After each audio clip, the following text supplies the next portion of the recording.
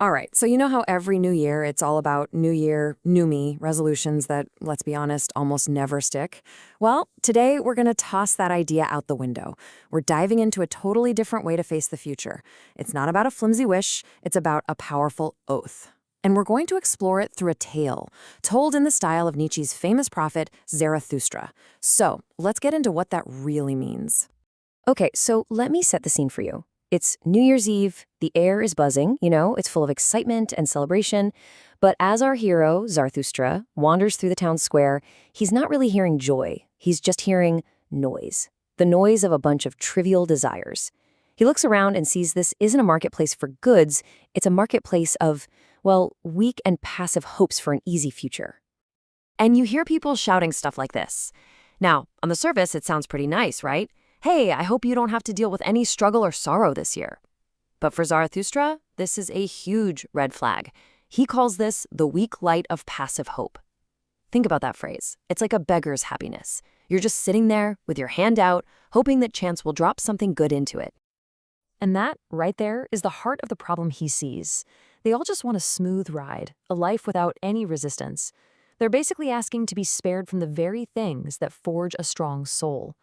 And this desire for ease? Well, that is precisely the idea Zarathustra is about to completely tear down. So right in the middle of all this cheerful backpatting, Zarathustra's voice just slices through the noise like a blast of cold mountain air. He completely shatters their cozy little celebration. See, he's heard enough of their weak wishes. He's here to offer them an oath instead. And he does not hold back. He calls their idea of happiness a sickness of the will. Wow. He says it's the mindset of what he calls the last men, his term for people who have made everything small, who just seek comfort and security above all else, avoiding any kind of risk or pain. And this question, this is the big pivot point. This is where we shift from the story itself to the powerful philosophy that's driving it. What if, instead of asking for an easier life, you made a commitment, an oath, to become strong enough to handle the one you actually have? You see, this challenging oath that Zarathustra offers, it actually has a name, and it's one of the most powerful concepts in all of philosophy. It is the central idea for this whole explainer, and it's called amor fati. Amor fati. It's Latin, and it literally means a love of one's fate.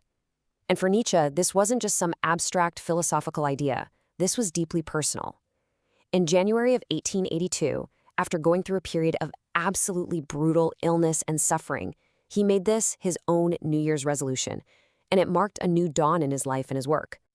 So what does this love of fate really involve? Well, first, it's an unconditional yes to your life, embracing all of it, the good and the bad.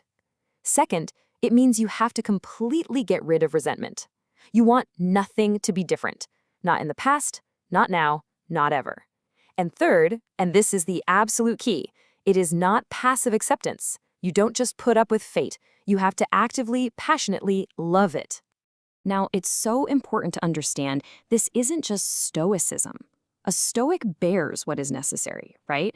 They endure hardship with that classic stiff upper lip. But Nietzsche says that's not nearly enough. You have to love what is necessary. You have to look at misfortune and see it not just as something to endure, but as the raw material you need to forge your own strength.